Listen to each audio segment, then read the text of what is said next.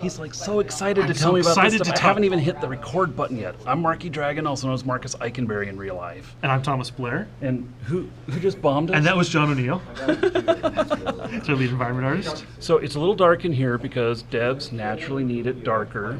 You live in the cave. It's probably more higher development production. Yeah, something like that. You know, we want to spend the money wisely. Well, those fluorescent lights, they hurt your eyes too, right? They're horrible. They're terrible. They're horrible. So, yeah, so we're going to talk about resources here. I'm going to record your screen here a little bit. And so these are the new resource nodes that are This is basically all the resource nodes in the stage that we're at right now for Crowfall. And of each type of resource, we have stone, we have animal, we have wood, and we have ore. And then Animal, yes. So when you kill an NPC in Crowfall, they may or may not have loot, but they will turn into a corpse. And then if you have the appropriate animal harvesting skills, you can pull meat off of them, you can pull hide off of them to make leather armor with. The meat's for cooking. And maybe even bone and other things in the future. Right now, they just drop the meat and the hide. Okay. And for each of the winter and summer versions of the animals, there's different loot tables. So as winter approaches, and if you notice our concept art, they get more crystallized as more and more hunger takes them over. They actually start dropping crystal shards, less hide, and less meat because they start to get hungrier. So the early seasons are more plentiful for those resources, and then they get more scarce as the campaigns go on. So as the seasons advance, the resources will change. Yeah, So, and so it they're not as it's more plentiful in the beginning. Correct. Give you a better boost into your campaign. You're supposed to stock up. You stock up in spring and summer, and then things start to get more difficult in the fall. And in winter, it's going to be really hard to find anything. At that point, you're just battling for survival and trying to finish the campaign out and make those final kills. Get whatever points you need to win. Men, I know you're starving, but we must advance. Well, with the food system that we recently put in, it actually, you stop regenerating. Your health gets stuck at 10% because you're starving. Ugh. So, yeah, we're really starting to put in a lot of these gameplay elements now that are going to mesh in interesting ways once we actually get a campaign world up and running. That's our next big milestone. This is awesome. But let me show you the details of the harvesting. Yeah. So we'll stick with the ore node since this is our most developed. And there's 5 types. There's copper, there's tin, there's iron, there's silver and gold, as you can see going this way. And then there's 10 different ranks of every resource. So starting from here, we go from rank 1 all the way up to rank 10. Oh, okay. They kind of look the same, but... They look the same, and generally based on the difficulty of the campaign you're playing in, you will have 2 types. You'll have rank 5 and rank 6. Or if you're playing in the dregs, you'll have ranks 9 and you'll have rank 10. And the difference is the more difficult the world band, the higher the level of the resource nodes, the more higher quality resources you get out of those nodes. So what I'm going to show you here is if you come down to a rank 1 node and you harvest from it, you're going to see me summon my tool, and then I start whacking away at it. At 75%, 50%, 25%, and 0%, you'll notice that sometimes resources spew out based on my level of skill. So I've seen 2 hits so far. Oh, I see. Right? So out of this one, I got 1 thing of gold dust and 2 pieces of pretty crappy copper. Right? That was a rank 1 node.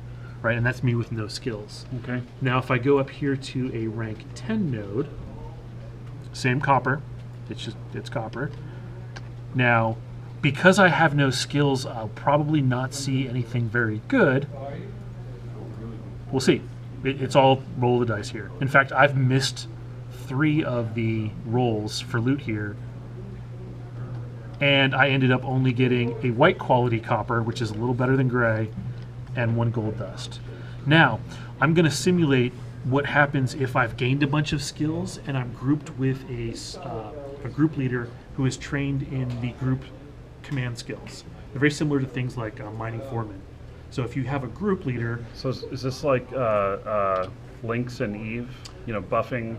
Very similar. Okay. So if we have a vessel skill tree, and one of the child skill trees of that is the leadership skill tree, and here's a combat line up here up top, here's the harvesting line, this yellow line in the middle, and the bottom line down here is the crafting lines. Okay. So if you are a group leader and you have group members within range, you will be giving them a buff for all of these things based on what you've trained. And one of the things for harvesting is this thing called plentiful resources, which shifts the loot tables into better stuff. So I've created a bunch of potions to simulate that I've trained through all of my own harvesting skills, plus that I have a group leader. And I'm just going to drink these things. It's going to give me all the stats that you're going to get from the skill tree. And let's go hit that same, when I finish drinking here, let's go hit that same node that gave us 1 copper and 1 dust before. After we're done with this video, are you going to show me the secret location where I can go mining here? That place doesn't exist yet, but you'll notice, look at the amount of stuff that's already spewing out. Oh yeah. I've already seen way more, and then on the final hit, I scored a critical, and wow, look at all that stuff. Plus I got a buff from the node as one of the other skills that it does. But you can see I got some... Before we capture it? It's fine. Okay, I was just letting them be a little quiet. So you see I've got blue, I've got regular quality, and then I'm just going to run over and start picking it all up. The little nodes is what we call dust right now. It's gold dust, and you can turn that into coins that you can use to trade with other players. That's where the currency in the game comes from. Wait, okay, tell me more about currency. So you piqued a merchant's interest here. yes, so the idea now is anytime you're out harvesting, so you see from that harvesting, I'm calling it ethereal dust in this build. Basically, you can turn that dust into coins. You can smelt it down into coins, and that's what players will use for currency. So people who are out mining and harvesting all the time will be the ones generating the money as well as the resources. Interesting. Be like, no, that's wrong, that's wrong. So, and then them getting killed Instead by... of like taking it to an NPC vendor and selling it to them? Correct. We don't have NPC vendors buying things in Crowfall. The economy is the players. Well, but wait. You got a little bit of time. We're not used to that concept. I know. It's a very old concept, and hopefully I'm hoping it works out. Yeah. Especially the fact that the money is something in your inventory. It's not actually a little inventory tab. But wait. So That's the only part that's on. when I put my money away, if I travel off to another area, I have to carry my money with me? Yep. And when the campaign ends, you have to have brought your money to the export embargo, so when the campaign ends, you can bring it out of that campaign. Now wait a second, that also implies risk. There's a whole lot of risk in doing that. It's like, hey everybody, I'm taking my money over, don't gank me. It's why we invented banks originally. But do we have banks in the game? We have local banks, right? So you can put your stuff in that local bank so you're walking around, right? If you know you're going into a high-risk area. But at some point, you're going to need to move all that stuff from the bank to the export to take it out of the campaign. Otherwise, it's going to explode with the campaign when the campaign explodes. So I gotta ask, is money heavy? Right now, it's not. But Will it be? how high we can stack it is, that will be the balance point. Can you put it in stacks of 1,000? Do you put it in stacks of 5,000? Whatever the max stack is going to determine. But ultimately, how much you're willing to put at risk is what's going to determine how much you carry. So, but to the end point, do you have to take everything and drop it there a single time, or can you keep filling up your vessel that goes out? Your at the end? embargo. Basically, we call it the embargo. Okay. And that is where you put stuff that you can no longer access, but will go out based on the conditions of the campaign. Okay, okay. So it's a one-way shoot. So once you successfully, let's say you take your 1,000 coins to it and drop it in there. And I only need 100 right now, so I take the 900 or whatever and drop them off, and I'm like, yeah. I have no doubt that people will be nowhere near the embargo because they know people aren't bringing things there. Yes. In fact, that's probably going to be the most dangerous spot. Dude, this is point of contention to the max, because this is not even just a place where people are trying to get stuff. It's like they've already worked for it. They've already done all the hard effort. And to so get they're that. going to cry when they lose it. Yes. Awesome. Yes, that's going to be an interesting spot. So anything that you want to keep, campaign to campaign, you're going to want to put in that embargo as soon as you get it, which is hugely interesting because you may need that stuff to win the current campaign. Right, so if you're taking all of the good quality resources and dumping them in your embargo to take back to your EK, we might need that to build stuff to win this one. and you're already just like, no, I'm Screw that. Yeah. Screw that. I'm winning no matter what. The personal gain. So yeah, we can watch that. We can watch that one more time. Just the amount of resource spew that happens. Now, when are we looking at this the first iteration of this going in? This will be with this first milestone, with the harvesting and crafting. Holy crap! Look at all the blues that came out. That is a lot of blue, and the little that little yellow that came off me there restores my stamina, as well as gives me right now. It's giving me a movement speed buff. So you see, I move. So you can pick up your loot faster. I move at sprint speed. Interesting. I move at sprint speed without sprinting, and obviously that thing's sticking up there because there's all these nodes that cause things to bounce around, which shouldn't happen on live. But, and it gives me a critical harvest chance for my next harvest.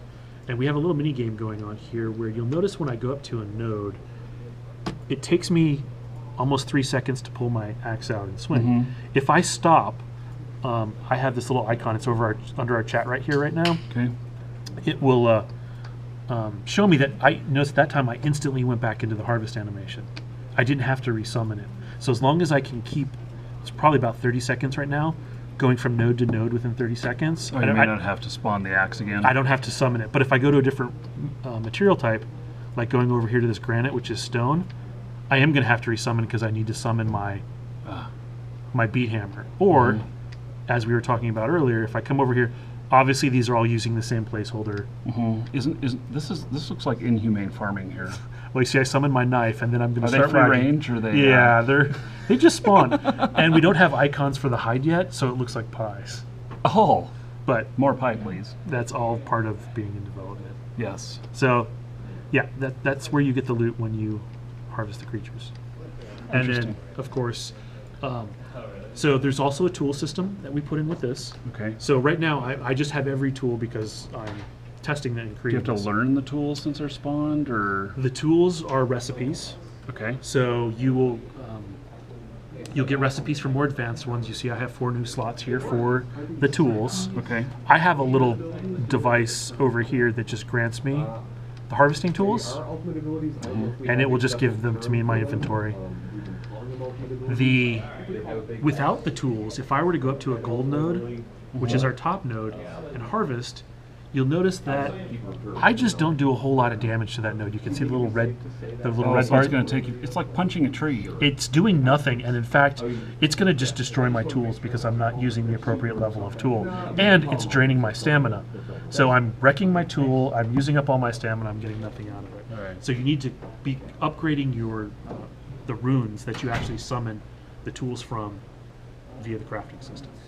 So there is a game there. Tools will decay over time, as most people are Okay. kind of used to. So maybe you can't answer this yet, but with resources comes we need sinks on the other end, and so what is the opposite end of this? How do we exit this stuff back out of the system? What's the destruction? What's the So right loss? now we have, you'll notice in the upper right, we have a little paper doll that shows, let me get to a spot of the UI where you can see that, there you go. So now showing you where decay happens. So as you're in Okay. combat, your equipment will start to deteriorate. As you die, your equipment deteriorates. In the case of tools on usage, the equipment deteriorates. So we're trying to sync out as much stuff as we're putting in, otherwise we're going to end up with incredible surplus. Right, and that's no good for the market. No, so the idea of stuff that doesn't get destroyed is not one that we embrace, because you absolutely need things being destroyed, otherwise your economy just comes to a standstill. And with now we saw some crafting stuff before, and there is some loss happenings in crafting. Yep, there's definitely, because you could fail and lose all your materials. And is crafting happen only in the EKs, or does it happen in the Campaign worlds? It has to happen in the campaign worlds, otherwise no one has That's equipment. true. Okay, so and we have to use a special table or forge or whatever. It will probably to be do at this. whatever structure your team owns. And what if that? Now I know that there's build times, and these build times can be more than just. They're not just a few minutes. They can be. Yep, they can be days. Days. what happens if that is attacked? Can that be attacked while, Yeah, and if you lose that town, you would lose all those things that are crafting. or can the crafting tables themselves be taken out? We haven't discussed destruction of these things yet, but the idea that I vote yes. that towns can change hands is definitely on the table, right? Your force could basically, as in Siege Perilous, you would destroy our keep, and we lose it. Yeah, I definitely want as much risk as possible. I'm no good at PvP, but I recognize that risk is what drives so much of the fun. Even if I'm not fighting back and I'm just running, screaming like a little girl, if I get ganked, I mean, I lose the stuff or whatever, right? But that causes loss, and it causes excitement. It may be fear, it may be crying, but it's definitely exciting. It's the unknown.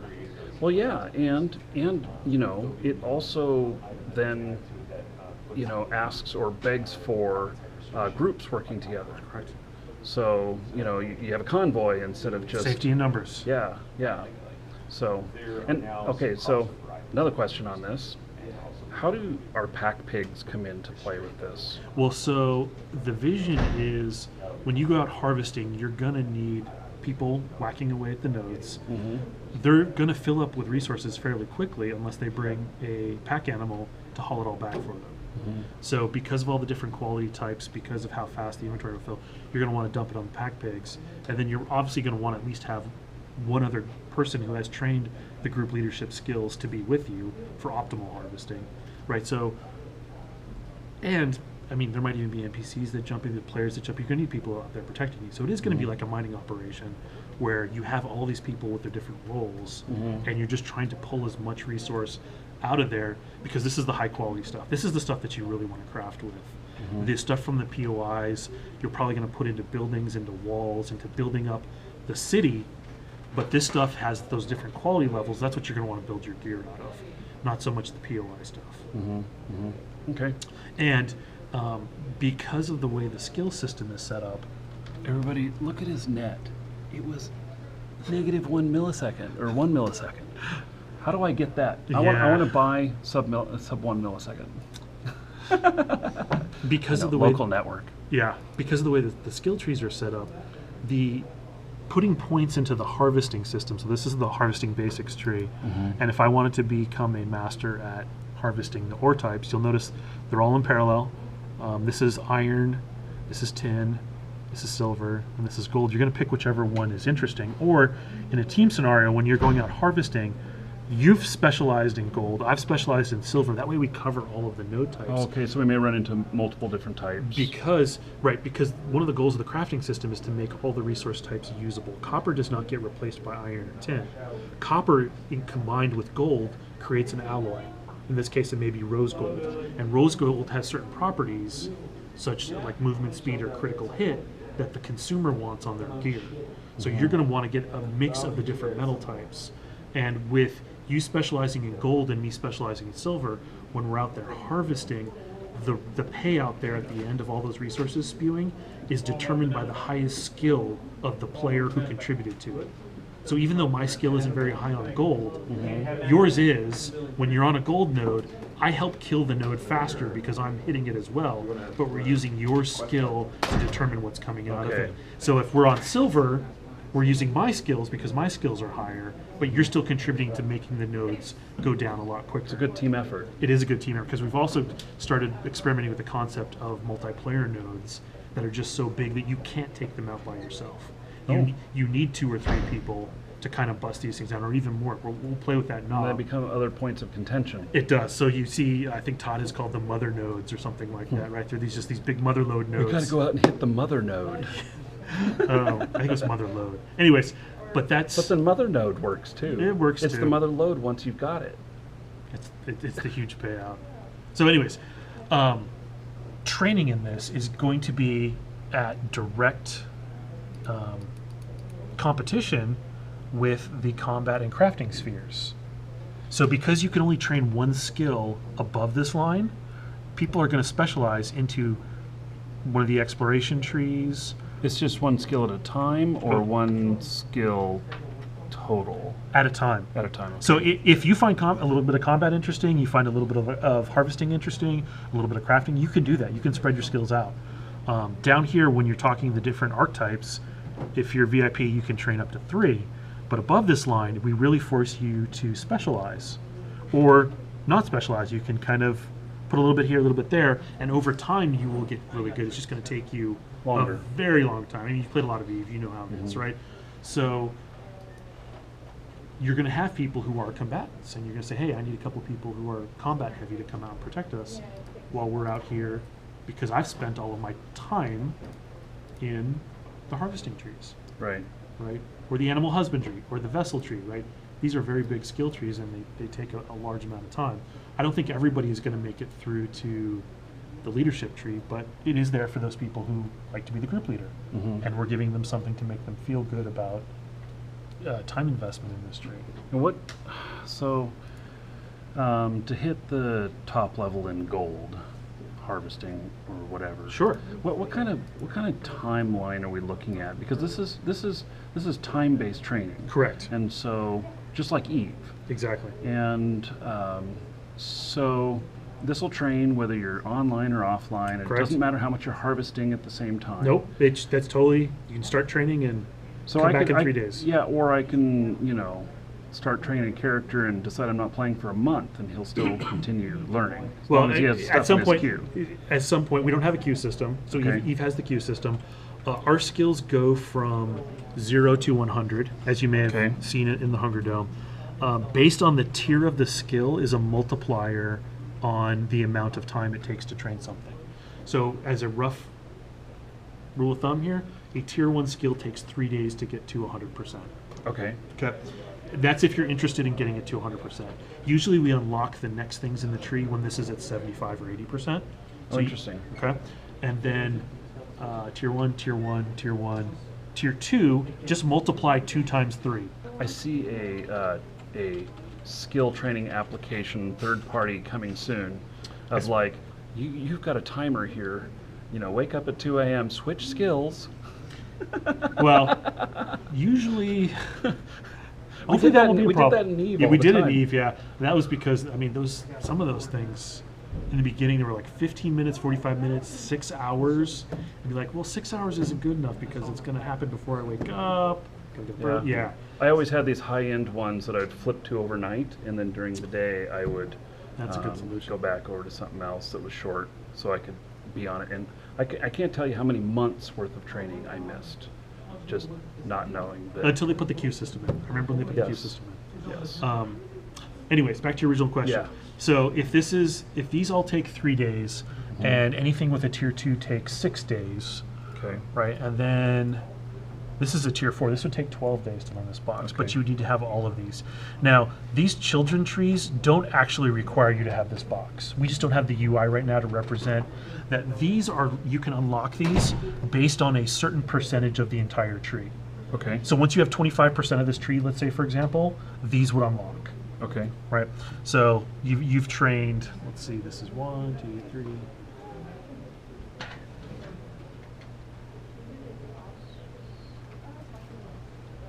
So you're looking at about a month for a line here to get into one of these guys. Okay. And the gold ones start at tier 3. So these are 9-day boxes.